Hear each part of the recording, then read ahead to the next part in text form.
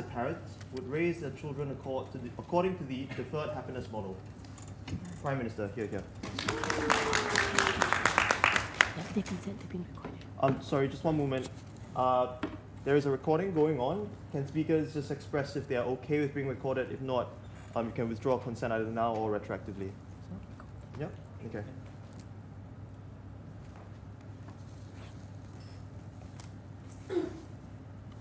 How does the norm of protected sphere under this motion look like? I think first and foremost, this society generally respect the idea of freedom, the idea that children should be able to make choices for themselves. This also believes in the narrative that children should be able to define their own happiness. So it means that under opposition's world, you would still have extracurricular activities, you would also have social circles. The only difference is that it is centered towards the emotions and the happiness of the child. This also means that one moment in time, if the child decides to, let's say, play basketball after playing doing taekwondo for a long time, the parent would be able to respect these choices in the process of that. Why are these things problematic? First and foremost, I think this also means that the conversations of this parent and the child are highly geared towards these emotions, which means that more objective definitions and more objective decisions that the parent is able to calculate become significantly deprioritized under opposition's model. The second thing also is that the ability for the child to spend most of their time on things that are framed towards their identity, such as education systems and such as understanding why they should continue doing something for a particularly long time, is also taken away under opposition's side. No, thank you. But then the last thing also is that I think that these parents and the way they communicate is not necessarily based on this looking at rewards and punishments. I will get to you after the model. No, thank you. So this also means that the parent is likely to tell the child what are the consequences that they are able to have if they are able to always select decisions and emotions based on their own individuality. The parent is unlikely to tell them why this is problematic in the long term of the child. Before I move on, yeah, sure. What is relatively equal society exactly? Okay, so I think that this would be closer to very good countries and states, such as liberal democratic states or Scandinavian countries that ought to make sure that people are balanced, that ought to make sure that people all have welfare systems that they're able to attain to. This also means that people have rights to a certain extent. Obviously, this is all very idealistic under both models. So I think that we are looking at, let's say, people having equal rights and choices. The three things I also want to preempt and clarify. Firstly, I think that we would be both against abusive parenting. I think that on the opposition side, when we have a world where both parents would still have diverse choices because it is both a very equal society, the difference is that opposition should tell us why the protected sphere would be engaged with temporary emotions and not necessarily the long-term identity of the child, when we know that the moment the child reaches the adulthood, they would still make choices for themselves in the process anyway. So the first thing I want to do is tell you what exactly are the outcomes that opening government would like to have in this debate, and why we think that the principle and the mechanism are better achieved under this policy, under this model. So three things. The outcomes that we would like to have firstly is that we want academic success during the primary and secondary years of this child. The second thing is that we also want to make sure that this child is able to have different social circles and interactions. This means that the child is able to have an understanding that, let's say, religious communities we have are quite important. They're able to understand that school systems are extremely important. They're also able to understand that their extracurricular activities are significantly important. The third thing also is that the child should be able to understand themselves, not necessarily based on emotions and happiness that they are able to have. They always have to have these emotions centered towards their identity and centered towards what they want to do in the future. The problem with opposition side is that the child may feel more happiness, and we do concede with that, but I think that the child will always have constant confusion as to what they permanently or what they stably want to have in the future as well. Because the moment they reach adulthood, they would have to make choices for themselves. They would have to have a stable model for their lives, right? What is the principle for this, right? Before I go into the mechanisms, I think that this is geared towards the responsibility of the parent better. Why is this so? We think that it comes in three forms. Firstly, I think the parent should be able to make conducive environment to make sure that the child is able to have better independent choices in the future. I think that this is a transitory phase in which the parent knows that they are able to give immense agency to the child when they reach that point of legal age. The second one is also having the idea that the child has more successes and more opportunities in the future. This also means that the child is successful enough that when they want 10 different choices the moment they reach adulthood, the ability for them to be flexible in reaching these outcomes are much better on the government side. The last thing also, I think that the parents should not always contribute to the norm, and this is a very important question in this debate. When you have other circles, and when you have a lax norm that tells you the child can do whatever they want, I think that this makes the parent less likely to have a balance in terms of looking at different options in the child. And this is important because the child in the future will always have to base a lot of their decisions on the standard of the norms and on the standard of society. And the parent should be able to have a model in which they're able to give different information to the process of the child because they're unable to have these diverse opinions and information during their formative years. And I think that's a role that parents should be having in the process. The second thing, right, how do we reach these outcomes that are under our side? We think that there are three things that the deferred happiness model does in this debate. Firstly, I think that this focuses more on decisions made by the parents that are more objective and that are more merit. And we think that this is particularly important because in all the decisions that the parents would have to make, it would have to be based on predictable outcomes and outcomes that could be calculable. These are looking at the grades of the child. These are looking at how much extracurricular activities that the child would have to have. Obviously, under opposition, you would still have diverse opportunities as well, but the ability for the parent to make calculable decisions are significantly taken away because it would be based on very short-term emotions for the child, and we don't think this is necessarily trustworthy because children are likely to always flex and always change their decisions in the process. This also means that it requires parents to calculate and make financially stable and other stable decisions in the process. The second thing also is that we improve the parent and child interaction because of the deferred happiness model. Not just because of the first analysis that I told you, but it's because the parent now is required to know what are the things that the child is going through and how successful and how well they're doing in these things. On the opposition side, you don't necessarily have to have these conversations because for as long as the child is epic, the parent immediately assumes that they're happy, and if they don't want anymore, they can just change the process or change the platform of the child. No thinking. The third thing, right? I think it also requires intervention of helping the child in the future as well. This means that the parent is likely to do more beyond the bare minimum, such as requiring more savings for the child in the future, such as making sure that the child is able to have more money and more funds in the future when they're able to, let's say, during their career opportunities in the process. The third thing I also want to talk about is the morality and the behavior of the child. And I think this also makes the child a better human being. This is in respect to the collective benefit of society and not necessarily the selfishness of the child. And this is important because we're looking at an equal society that wants to model out and look at the best interests of other individuals. Under opposition's world, the lax model is that children are likely to be more selfish in the future because they believe that their emotions are the most important thing. They believe that their happiness and the ability for them to feel the sense of satisfaction is the most important aspect. So we're not just looking at the success model, but we're looking at the point in which the child is able to,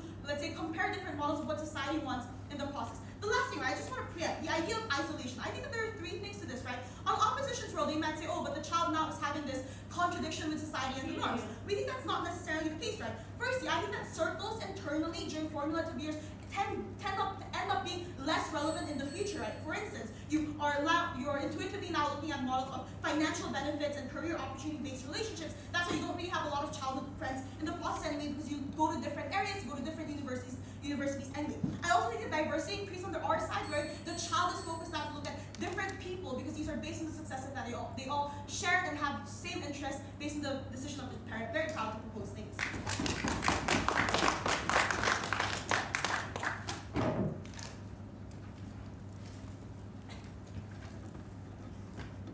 Thanks for that touch. The LO, please. Here.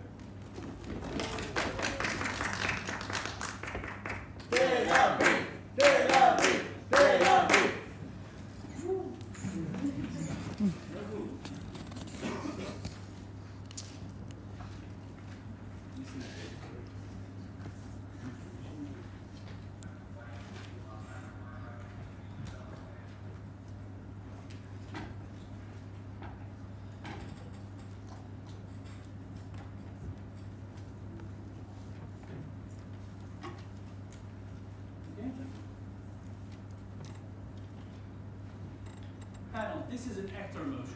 We need to be concerned with the welfare of the one child, our child, this house as a parent, and not the society. We'll focus on that and show you how the child is totally screwed up by the parent if they take this deferred happiness approach. Secondly, we want to point out most people and most children are mediocre. Some of them do well, but we have to assume that most people are in the middle. So it is most likely that our child that we talk about is medium. It's not like a genius that you want to push to be the next Einstein. Now, I'll get to the referendum at the end because much is going to be integrated. Just maybe one thing. There was a lot of talk about the better decision taking or the ability to take more decisions. We don't understand really why this is even relevant to the motion. This is symmetrical on both sides. It's okay to encourage children to take decisions, whether you push them for academic excellence, which is what they need to protect, and they haven't, or if you actually protect them more. So we don't understand why this is relevant. let us go into our arguments. So first thing, we have to understand that the most important thing in childhood is to create your personality, is to actually establish your traits, to be able to go and handle and move around in the world, interact with people, get your emotional intelligence up to scale, and actually be able to go and work in the world. And note, panel, this is critical. You have a narrow window of opportunity. You cannot do this at the age of 20, once you are totally screwed up and did not develop this in childhood. This is enough for us even to win the debate, because if you don't do this in childhood, but you actually push people, and we'll show you how this isolates them and makes them not acceptable and bullied and targeted and then shun away from people, then you can't do this. So let us see what the message is. Okay, and once more, the socialization. Socialization is this process where you actually learn to move around in society, and you can't do this in a later age. This is the time where you actually crystallize your personality and your social personality. Now what's going to happen here? That the message from the parents to this child, this specific child, contrary to the rest of society, is that the personal issues, the emotional issues, what you feel and how, that's not important. What is important is your grades. You need to excel, you need to achieve more. You should not cry or whine, you should not tell us that, you know, about how difficult it is, because us as parents, we tell you this is actually a weakness. We want you to be strong. What is going to happen to this child in this society of children where everyone else is actually more happy and everyone else is less competitive? This child is definitely going to be isolated socially, because the other kids will look at him as a freak, as someone who's not playing by the rules, who's strange. They're not going to appreciate his, even if he does succeed. And as we said, these are medium kids, not everyone will succeed. Even if he does, they're not going to see this as something great, because nobody appreciates that. That means that such a child will learn to isolate himself. And this is the worst thing that can happen to a child, that he doesn't have too many friends. He doesn't learn how to trust other friends. Actually, he learns to be wary of other people of his age, because they insult him and mock him and bully him. That child has zero emotional intelligence, and this is catastrophic. Because later on, when he grows up and he needs to have maybe a spouse or actually have friends at a later age, he doesn't know how to do that because he didn't learn. Second thing is how a child learns to cope with failure. It's very difficult for children to cope with failure because they're not emotionally developed at that point. We know that every time. That's why we have to, as a parent, I can tell you, I have to let my children, one of them is here by the way, win over in chess, because it's difficult for a small child to deal with failure. What is happening here is that these children, and because they are medium, they will face failure. Because their parents push them hard, then they will face failure because they want them to excel. And then what happens when you encounter failure too often in your youth? What happens is later on, when you can actually make your own decision, and we don't think that children will be able to make too many decisions with being pushed by the parents, then you will yourself shy away and not take a challenge and not try at university. When you can actually do that, you will not do this because you'll be afraid of failures. That will actually hurt you in the future as well. Finally, I want to point out that this society in general is geared to mutual help. That's why we believe that also university studies will be less competitive than in, let's say, in South Korea or in Japan today, or even in the US. Because we expect that, because everyone knows that children come from a non-competitive environment, so the university is actually built for mutual help. That means working in groups, that means helping each other. But guess what? Your child, government, your child will be the one outside of the group. Your child will not get the support. He will not even know how to ask for help because he didn't get those skills. So even according to your metrics, even according to the government metric, there should have been at least outlined in the Prime Minister speech that we want them to excel and actually be more successful. Even under your metrics, that child will not be able to do so because he will not have the social skills. And in the specific society that we are talking about, this equal society that goes with our model, he will not be successful. Before I continue, I will take closing. How does a relatively equal society look like? I will really refer you to the Prime Minister. I don't think this is my job to show that. But I think we got a minor answer, but ask her. Okay, let's go to some specific specific rebuttal to what we had. So we had something about the isolation that will not happen. I gave you several reasons to show why the isolation is going to happen, and not only happen in a young age, but actually because your development is hurt, it will happen also later on and will screw you also. You will not be able to find a spouse and friends moving on. Second, we heard that their model improves the relationship between parents and children.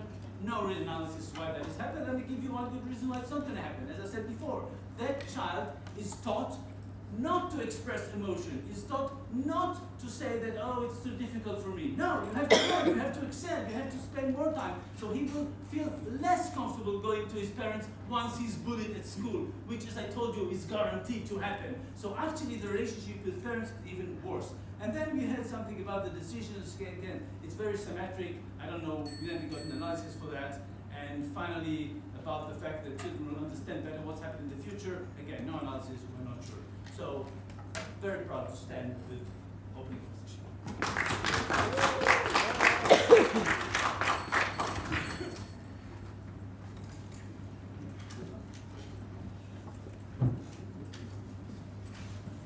Yep, thanks for that speech. TTM, please.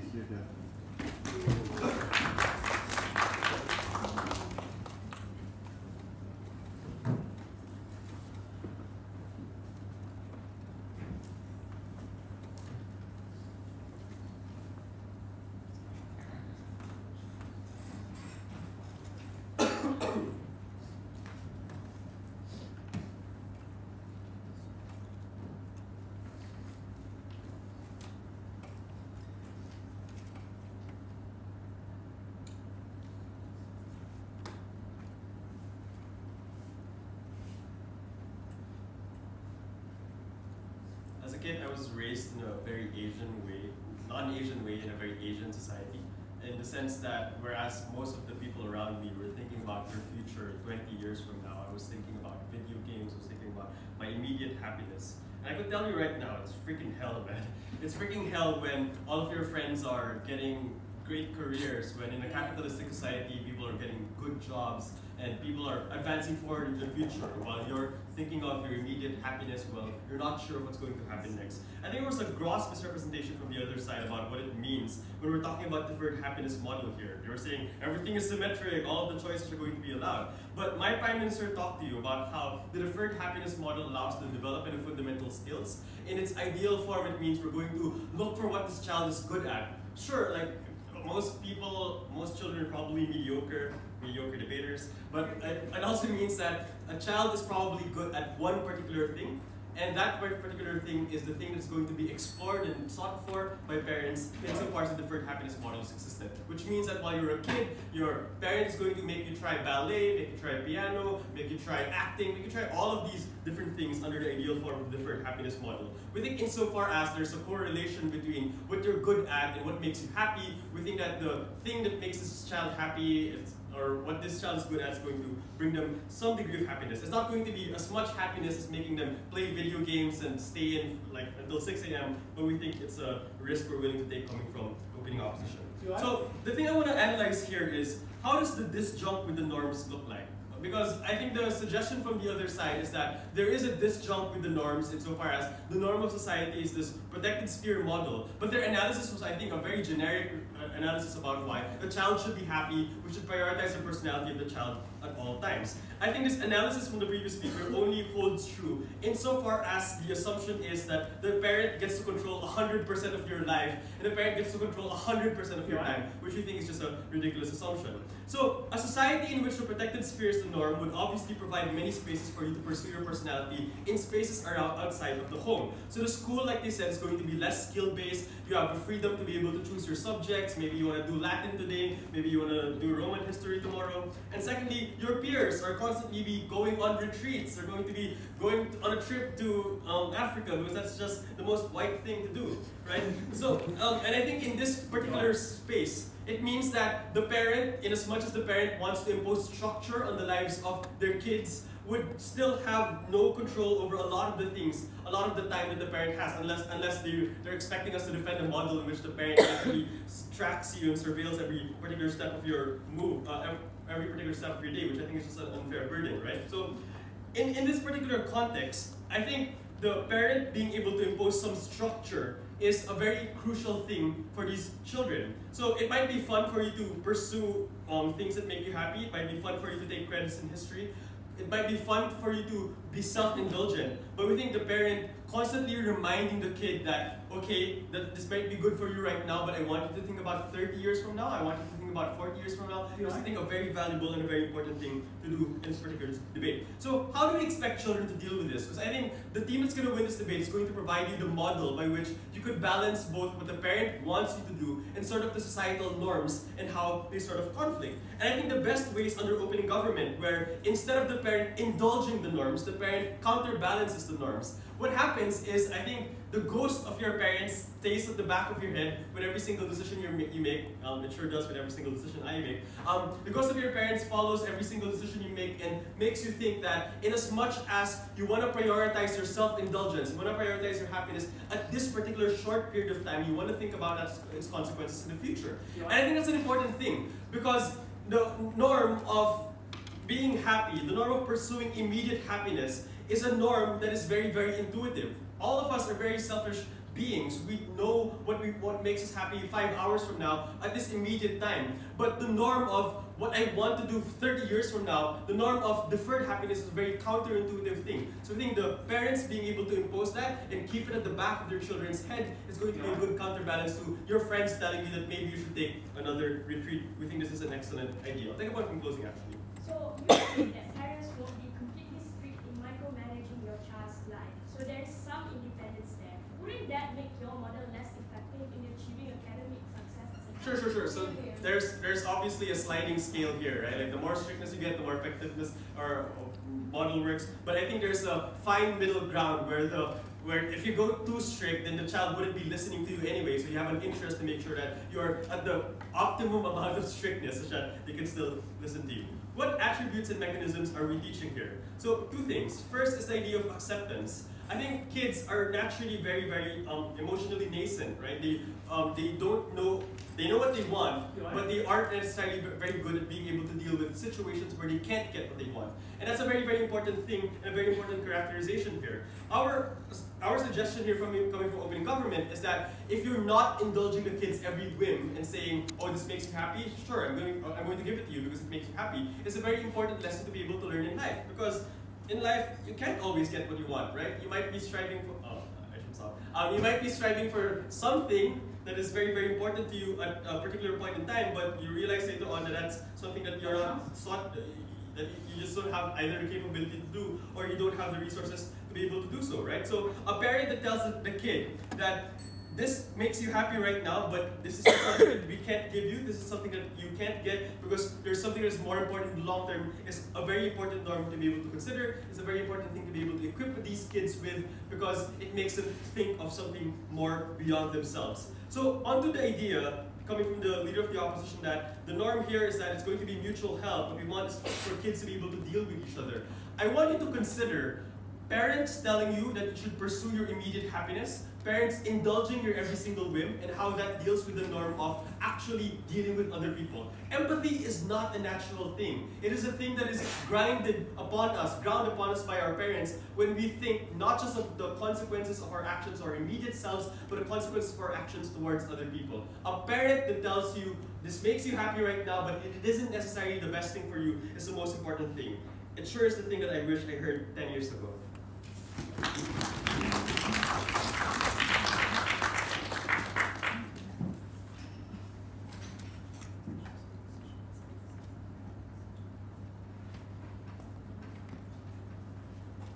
Thanks for that speech to the DLO, please. Thank you.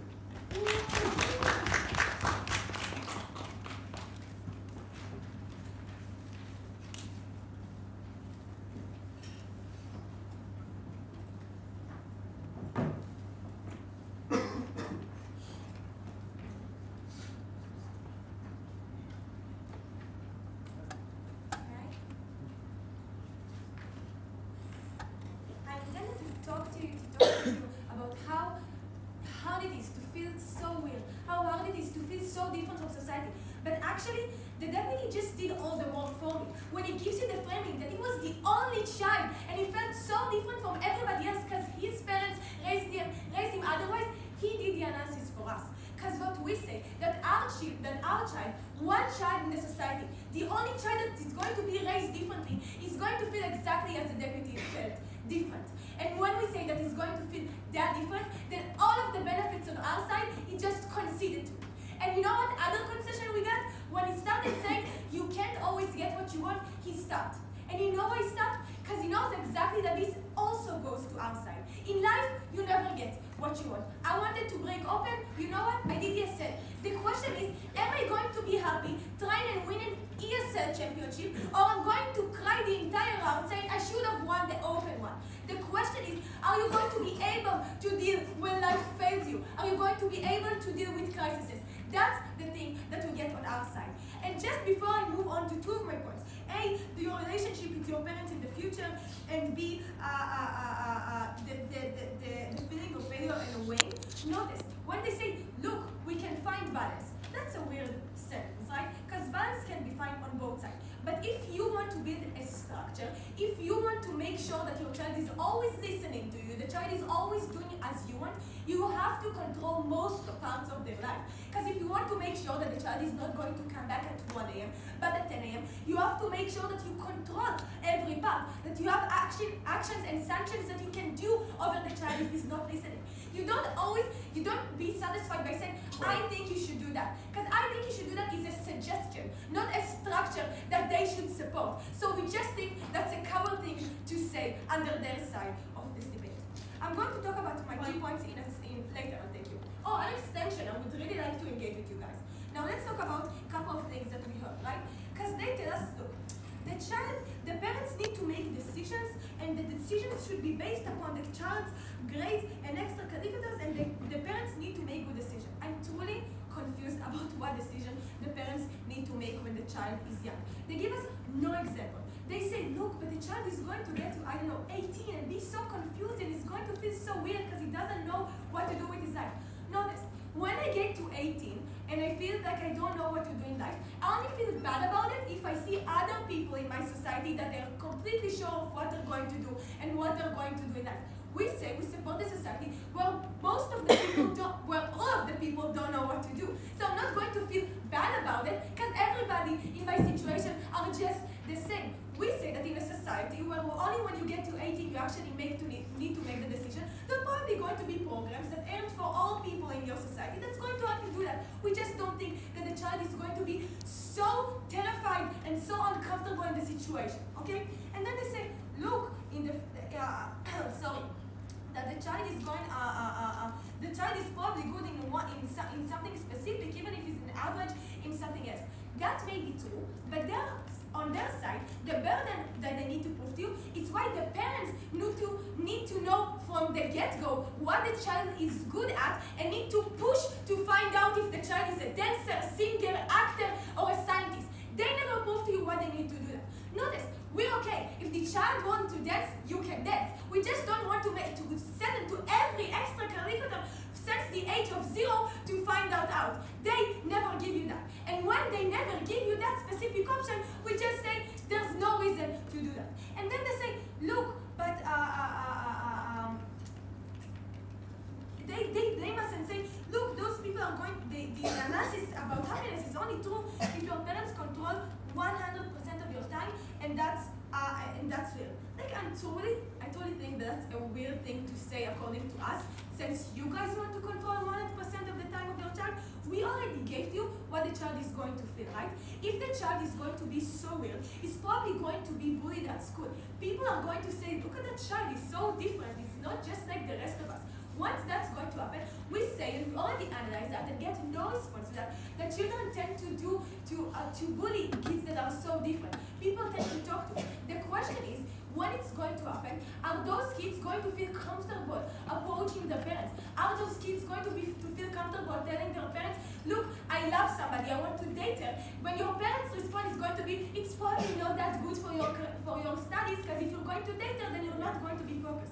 The question is, when that kid is going to get laughed at, would he feel comfortable approaching his parents? But they're going to say on their side of the house, what are you talking about? This is not what you should focus on. You should focus on your studies. You shouldn't care about what other kids say. We say, since what other kids say is going to happen on both sides of the house, people are going to talk to you, and you're going to have friends and other people around you. The question is, would you be comfortable sharing your experience and getting advice under their word? Under their word, it's not going to happen. Under our word, it is going to happen. Now let's talk about the relationship when you grow up, right? Because notice that we say that that once your parents are always like, oh, you should get to a certain point in life, A, B, and C.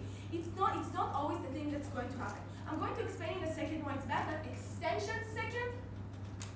So in light, especially in light of the fact that the child is going to grow into an adult and face certain threats within the society, even for equal societies, how do you prepare the child for this? Oh, great. We say that in an equal society, we prepare the child to be comfortable with even not getting what he wants. And that's exactly what I'm talking about, right? Because sometimes I'm not going to be the famous debater that I wanted to be, okay? I'm not going to be Dan Laha from Tel Aviv, I'm just going to be me. The question is, am I going to feel comfortable doing that or not? Already talked. Let's go back to the relationship with your parents. Because we say that once you're going to grow up and not be Dan Laha as your parents want, are they going to still say, I love you? Notice, even if they change their mind all of a sudden and going to say, I love you, even though you're not Dan Laha, you're not going to believe them after 40 years, after 20 years of them saying, you should only be that, and if you're not that, you're a failure. So we say that it's not something that only impacts you as a child, it also goes to your adulthood with you. But let's weigh in, because we say that the time that you have to have freedom for responsibility, freedom for actually making those decisions, it's only time when you get to adulthood, because they consider that once you're adult, you have to make decisions, you have to take those burdens. We say that you can make those decisions later. In an equal society, you can make sure that you choose your career later and do everything you need in order to chase that specific career. But time to have freedom, to make sure that you can have connections in the future, to make sure that you can have friends and good connections with your family, is the only time you have to do it in your when you're a kid. For more of those reasons, please oppose the motion.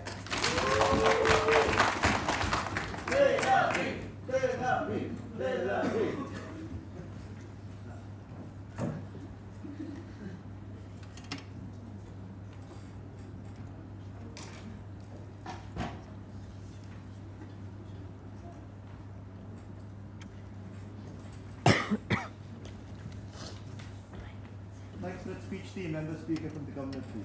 Thank you.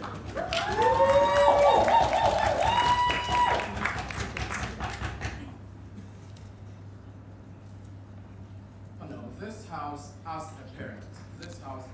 So that means in assessing this debate and determining the best outcomes in this debate and determining the impacts in this debate, it's really about parents and their incentives to act, and also what will be the best outcomes for society, for children, everybody.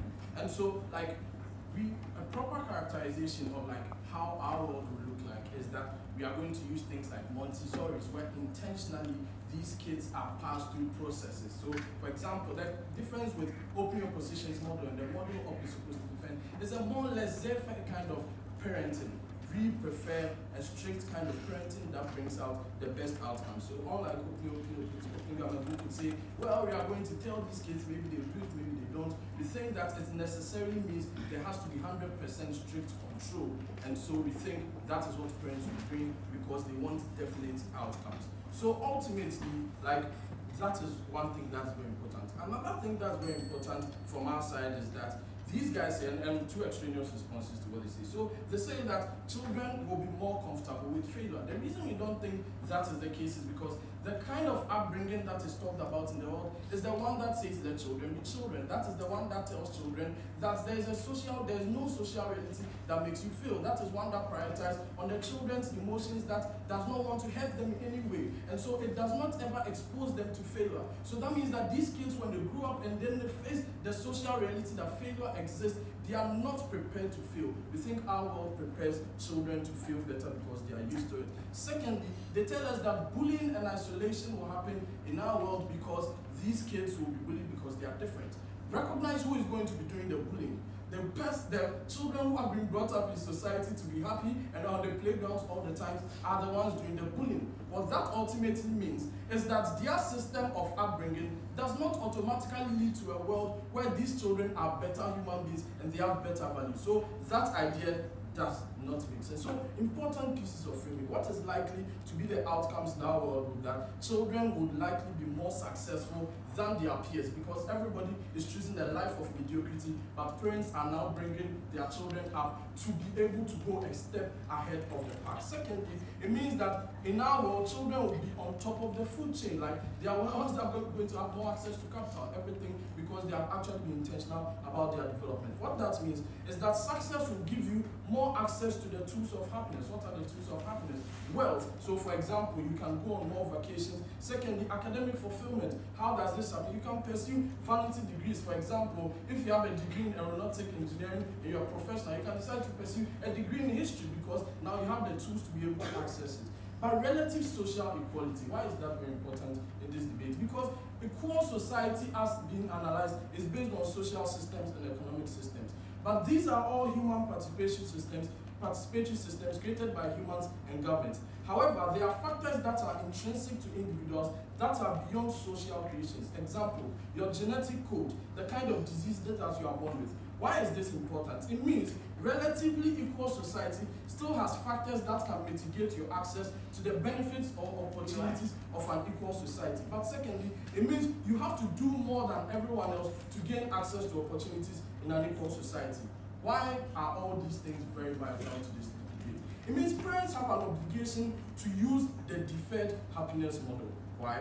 Because there's an existential threat that childbirth imposes on children. Philosophically, the existence of life that is threatened with arbitrary harms such as diseases, genetics, and social class systems means that an action that causes harm is worse off than the absence of that action. What that means is that no pleasure has neutral value while pain has negative value. In that same breath, childbirth has negative value as against no childbirth because it directly exposes an otherwise non-existent being which would have been value neutral to the very existential threat of living. What this means is that parents have an obligation to use methods that, one, mitigates the existential threat and gives the kids the tools to be able to engage in society and be able to get ahead of the pack. Secondly, they need to ensure that they can achieve their aspirations as the principles of these kids. These aspirations include their maximizing of their fiduciary obligation. As a principal, they have an obligation to act and maximize outcomes also within their sphere of control. Because one, parents are more influential in the early formative years of the child. Secondly, because the parents themselves face the existential threats, they are likely to be limited by age and retirement when the child is old and they cannot be able to create change anymore. So as an after debate, if we are talking about what parents should do, philosophically, parents should do this because this is the time. Secondly, we think it is legitimate to make the trade-off of happiness today for deferred happiness. Why?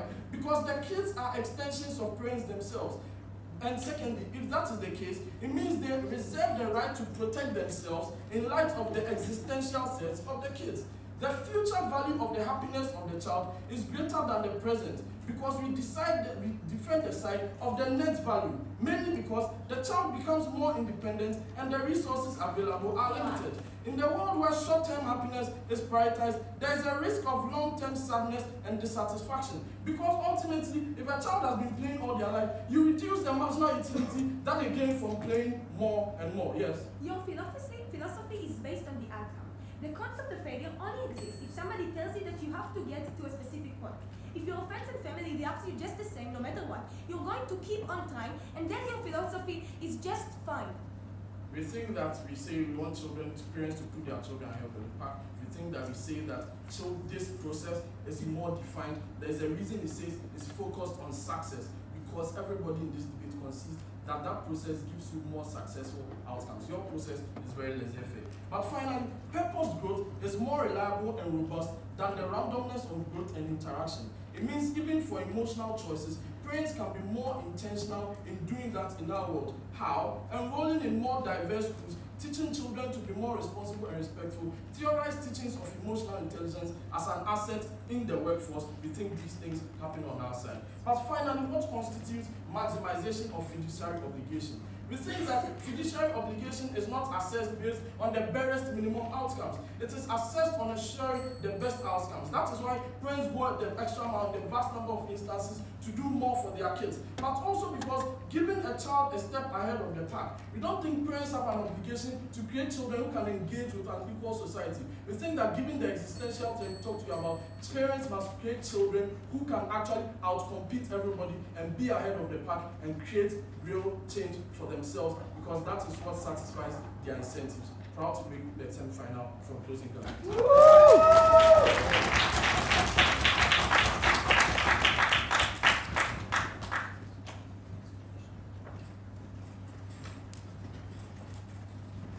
Thanks for that speech. The member speaker from the opposition, please.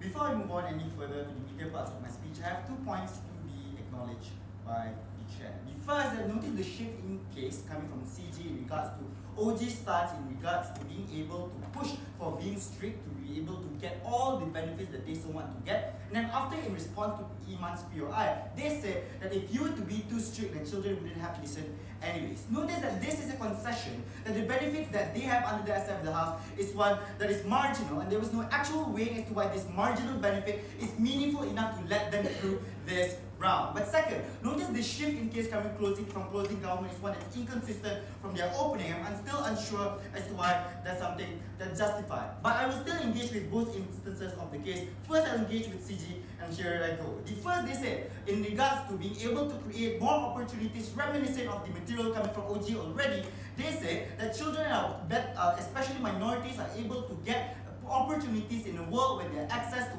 those opportunities is one that's mitigated. We think that there's a reason why it's said to be relatively equal. The motion already cuts and rebuts their argument because it means to say that it's not that huge of a problem for minority groups within this world. But still, secondly, even if it is true that these minority groups are individuals who are harmed within this world, if they were to not apply the model or deferred happiness, I have two rebuttals to be applied here.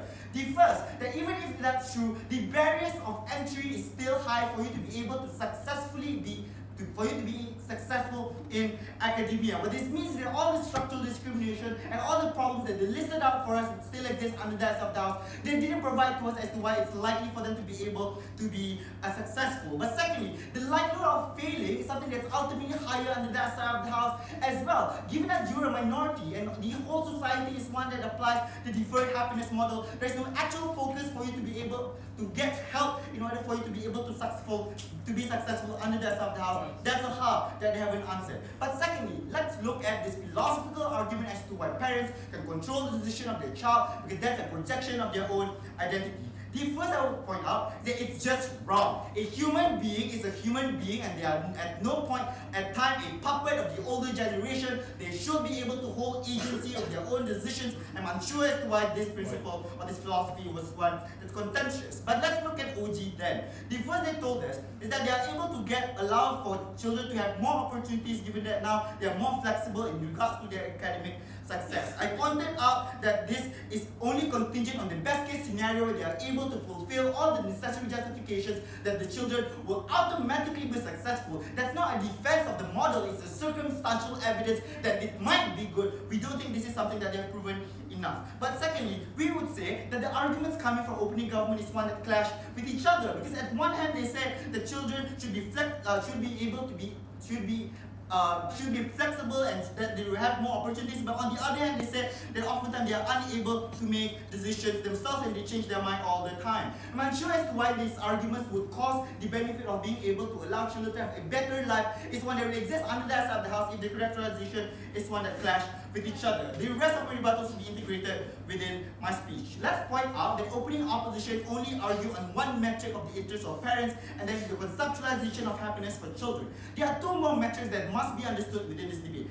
The first is that the relationship with children in regards to being able to communicate and have trust among a parent-child relationship, and why this is the most important thing as a parent, given that this is an active debate. But the second is as well as the sustainability of the child's future, directly engaging with OGs and CGs material in regards to them being able to academically be more successful, and why we are willing to trade that off. But let's look at the second metric that COO haven't talked about. We think that we will point out that the deferred model is one that builds distrust and pent-up anger to the parents from a child. We think that given a child is a person who is literally who don't have the capacity to rationalize the decision makings of their parents, we think most of the time they justify to themselves that their parents don't love them. At that point of time, you justify to yourself in your own personalized reality and think accumulatively over all the circumstances that your parents have said no to you, that they hate you, that they don't love you at all. We think that is when exactly that a child would be unwilling to talk to their parents, be more insular towards their identities. We think that at least the protected sphere, no thank you, allows for better communication and consequently trust from the child to the parent. We think a child who are able to have agency and are freer in regards to being able to make their own decisions are more likely to talk about their fears, are more likely to talk about the insecurities, and at the point where that parent allow them to be able to be who they are at the end of the day. That's why we think that it's extremely important for parents to be more open towards their child. But no thank you. The second metric that should be used here is in regards to the sustainability of the child's future. We would agree that maybe they would be smarter on the that side of the house, maybe they would be academically more successful on the that side of the house, but there are three problems that exist in that world. The first is that you build up expectations and impose it on that child, and that's one that's extremely harmful, because it destroys their confidence at the point where they are unable to reach that level that you impose on your particular child. And you make them wholly insecure of their whole life, of their incapacity to be able to reach the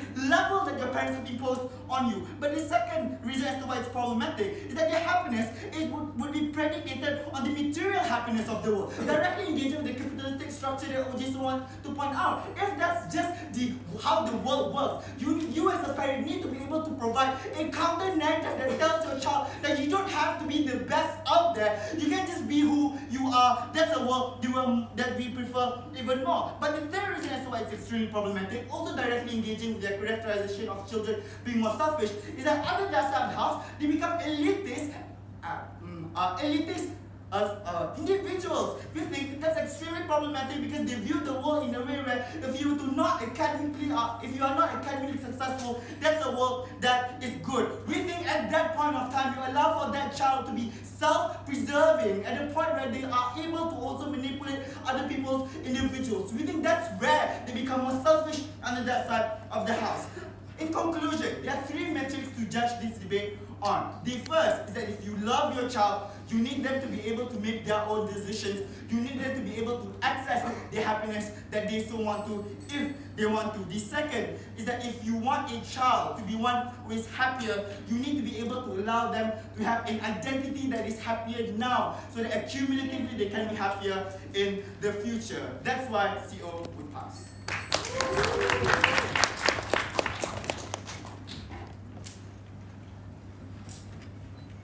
Thanks for that speech. The members, the government will please. Yes,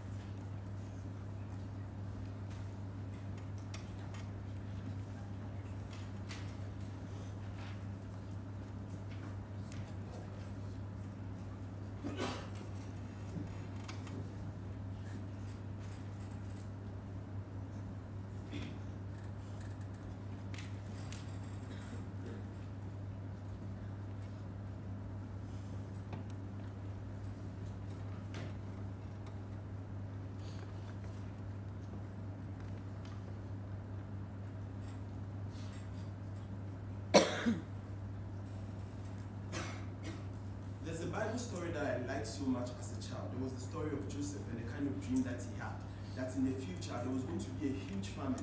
What eventually Egypt had to do was to be able to starve themselves in that kind of situation in order to be able to have food in the future. In the future, what they were able to do was to be able to feed a lot of nations. They became much more relevant. What they had was the ability to be able to control nations, control themselves, and make better decisions for themselves. I'm going to do two things within this debate, because what you have to do as a panel eventually is to be able to choose two teams that will eventually go through. I'll prove to you why CG should be part of the two teams that should go through. But then why even at our worst, why we should not be like, why even at our worst, you should not place these other teams over us, especially the upside of the bench. Because what you necessarily need to understand is CG misses all of the characterization that we make to you from closing cabinets. First of all, the existential threat that exists. Second of all, the kids themselves as an extension of their parents. Because if kids are an extension of the parents, it means they have an obligation to themselves to defend themselves against the future existential threats that exist. It means that if it means starving right now in order to make your food available for yourself tomorrow or in the evening, we think that in itself is justified as a principle which they do not engage necessarily. But the second problem they run into is their characterization of the equal societies within this debate, and I'll deal with why the mischaracterization has come from opening. Because what the characterization we all accept within this debate is a reflection of what liberal societies are right now, right? But then the kind of existential threats which we talk to you about are still reflected within the liberal societies. Like the threats of economic recession, the threats of natural disasters in themselves are still reflective. It means these are things that you can still face whether you're an equal society or not. But second of all, it mischaracterizes as when we say minorities should go through. It means you can't score that as an argument, because he never mentioned even minorities within his speech. Because this is a reflection of an equal society. It means all parents have the resources to be able to engage in the kind of model which we talk about. It means there are no barriers of entry. Like that, you can't score that argument or weight in any other way. But then secondly, they say, well, human beings should not be treated as robots, they should hold agency. First of all, it misses out on the extension of kids being an extension of parents. It means they see kids as themselves and as an investment that they should make. But secondly, we are better able to maximize their agency. Cast your mind back to the analogy which I made, where Egypt was in a better position to be able to make decisions. We think when you are able to, in our model, you have kids who grow up to be much more successful adults who can make better decisions for themselves. In their world, you leave kids with their little capacity to make decisions. We think that is way more disastrous, right? But they say, well, the kids are not going to love the parents. Like two responses to that. They hugely overestimate the child's conception of who the parents are. Like, I don't think my daddy was super nice to me, but I thought he was better than every other individual because he paid my school fees to go to a much more expensive school. Like, I was able to recognize that sufficiently. But then secondly, they do not get that success in their world. Panel, note this, you cannot score that benefits for them. Why? Because eventually, when the child ends up making his own decisions, which eventually, in most of the cases, go wrong, eventually they are going to come back to the parents and say, you did not help me make better choices. I ended up being a janitor, or I ended up being in the low class of society because you did not help me to make better decisions, right? We think in that way, they even hate the parents much more. But in our world, they are much more likely to be successful and be able to hold parents accountable for that success and at least like them to a little degree, like the way I love my dad. But lastly, they say the sustainability of the child's future and is hugely dependent on materialistic structure. You need to be able to accept the reality that's on the ground, especially for the kind of societies which we paint. Like, these societies are capitalistic to a huge degree. Even if we want to assume a huge level of fairness, recognize how we are able to broaden the scope of the debate to certain levels where these capitalistic structures need to still face these pressures. It means even within those societies, we still need to be able to improve, to be able to guard the gains which we've made. You can't escape from that reality, and that's what makes us better. But then, even at our worst, why you still need to vote for us? First of all, the comparative is not building robots like the way opening opposition wants us to have versus building emotional beings. We think for us they are all necessary to a degree. And that is how come our model was very much important, because it told you about the Montessori's, where they are very intentional about inculcating values into children. The comparative in our world is that parents get to make these decisions. They get to say, well, I want you to be kind and I'm forcing you to be kind. That's the comparative we defend, and we are willing to always go with it. But then even on that comparative, they still lose because recognize that does not tell you why being an emotional being overall is way more important than anything else, especially in light of the existential threats that exist. But secondly, recognize that also in our world, when we recognize that you need emotional intelligence in your workplaces and you need it to be successful, it means it is not mutually exclusive to the kind of world in which we want to create. And that's the reality you need to vote on panel when you're making the decision.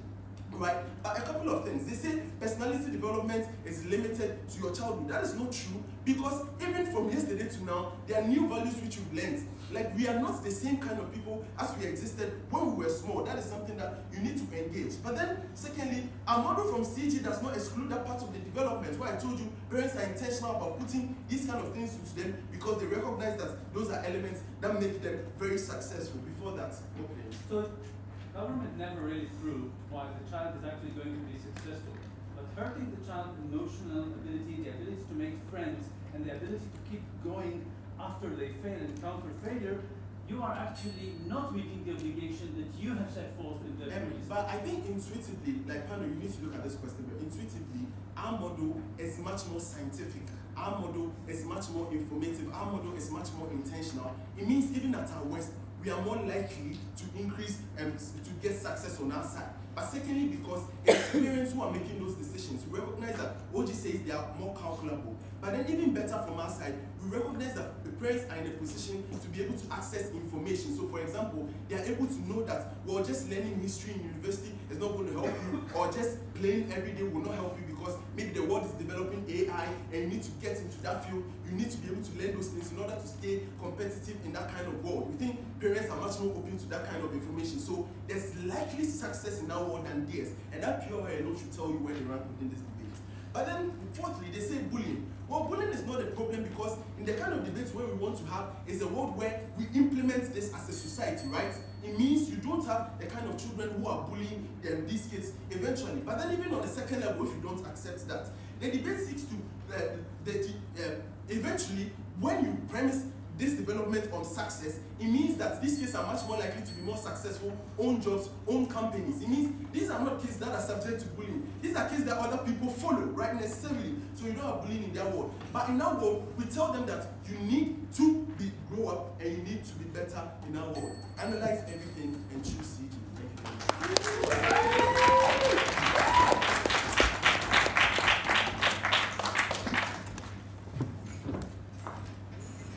Thanks for that speech, the artwork, please.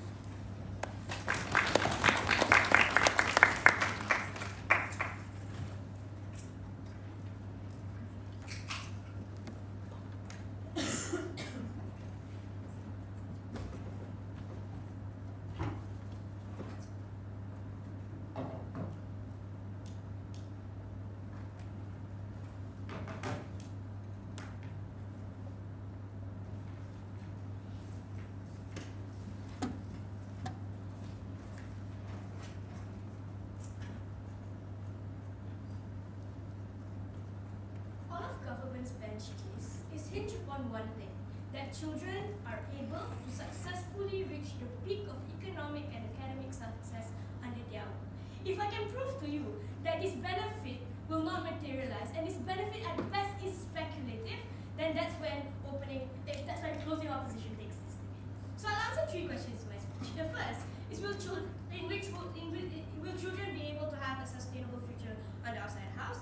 The second, how does this impact the relationship of children with other individuals within their communities? And lastly, what is more important? The immediate happiness of children versus the future happiness of this child. So firstly, sustainable future. We agree that maybe these guys get way more economic success than we do. Maybe the children in their world will be working at McKinsey or whatever, right? But under our side of the house, we don't think that children are going to fail to an extent where they are unable to get any form of economic success at all. Because A, it's reasonable to assume that in our model, children will also be able to access some form of education, be able to go to university and go to school. But secondly, we think diversification of skills happens much better under our side of the house. And this is why I engage with opening up a government in terms of Prime Minister telling you that you are able to develop different skills. We disagree that these guys are able to develop different skills. Because if they want to be able to identify what these kids are good at and be able to sharpen their skills from such a young age, they need to centralize their attention to only one skill and to only one particular career or particular line of job. But outside the house, you allow kids to diversify their skill and experiment on different things because you let children be children. So if kids want to be to experiment in music, to experiment in coding, you let them. And this diversification of skill is especially crucial in the world of in status quo for several reasons. The first is that you need to be able to have an upper hand in comparison to other people. So other people might develop one skill, but for you to be able to have multiple skills, you are able to have a comparative advantage within a career. But the second thing, diversification of skill is important because industries are diversifying outside the house. So maybe like kids are good at playing video games or whatever, right? But they are able to enter things into like esports, or maybe they're good like they like to watch YouTube. Maybe they can become YouTubers. This diversification of skills is particularly important, and we think this being able to experiment in different things can mean that they are able to sustain a good future. The second thing that they say, but they aren't able to cope with failure. I disagree with this, right? Because I don't know why exactly kids aren't able to cope with failure outside the house. Coping with failure is worse under theirs. Because when you look at academics, right, the older you get, the barrier of entry to success is higher.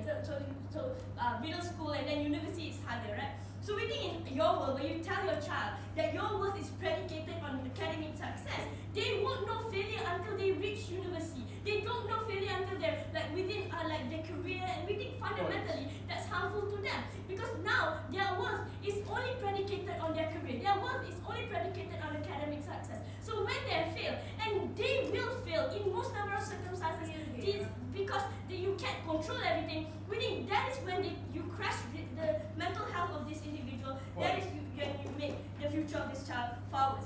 The last thing I would say is that future economic success under their side house is speculative at best. Because more often than not, parents don't make great decisions for their child. Maybe you think that your child needs to become a doctor or an engineer because they want to get a good salary, right? But oftentimes, maybe in the future, this industry becomes saturated and your child is unable to get a job. So understanding that is speculative, the best decision then for a parent to make is to just let your child do whatever that makes them happy. So if your child wants to go into music, that is what makes them happy. We think that one is not speculative and that is determined by the child. There's opening? Alright, so failure and sadness are emotions that would happen on their own sides. Can you tell us what is the incentive of the parent to make a conducive environment that would lessen the chances of failure under your side when there would be basic fleeting emotions of children that can easily opt out and change decisions in the process? Okay, so I think because of children being able to opt out and give up or maybe diversify into different parts, different hobbies, means that they're more likely going to normalize not being good at something, right? So that means being able to change up a particular skill and moving on into another is something that is normal to that child, and being able to cope with that is better outside the house in comparison to theirs, where they focus and centralize all their attention into one. Last, with respect to what they relationships and communities, right? Because these guys say, I know isolation doesn't matter, right? Because your social circles in your childhood becomes less relevant in the future. We disagree with this, right? Because the only reason social circles becomes less relevant in certain circumstances is because you never had the chance to develop deep connections with your child because you were too busy focusing on your academics. If you let your child play with your friends, develop hobbies, keep in touch regularly, we think your social circles will absolutely remain in the future. The second thing, let's take them at their best and maybe that social circles don't matter, right? We think it's still particularly crucial for children to be integrated within communities within their formative years, because that's how when you learn to communicate effectively, that's how when you learn social cues, learning how to hold conversations. It's hinged upon you being integrated within your communities and being surrounded by your peers, which is an exclusive benefit that we only get if you let your child play, if you let your child hang out with their friends. The second thing that they say is that kids become selfish because they raised to believe that only their emotion matters, right? We absolutely disagree with that. And this is where Zazuan's material becomes a clincher in this debate, right? Because when these kids focus on economic success, they become more elitist, they seek for material wealth and economic success, and They are deeply unattached from their communities because they are too busy seeking out for this material wealth, to a point where they don't care about their communities. They don't care about their friends and family because they only think to themselves, I have to seek out for my economic success. The last thing, immediate happiness versus future happiness. Maybe it's true that we only focus on immediate happiness, but the reason why it's still crucial to do that is because your future happiness at this point in time is speculative. We don't know whether or not your child will be happy with the job that you set up for them. You don't know whether or not the job will be good within the industry. We don't know whether or not your child would end up loving the skill or end up being good at that. But what we do know right now is that your child is happy with playing video games. Your child is happy with playing with music, and that is something that is crucially important in this space.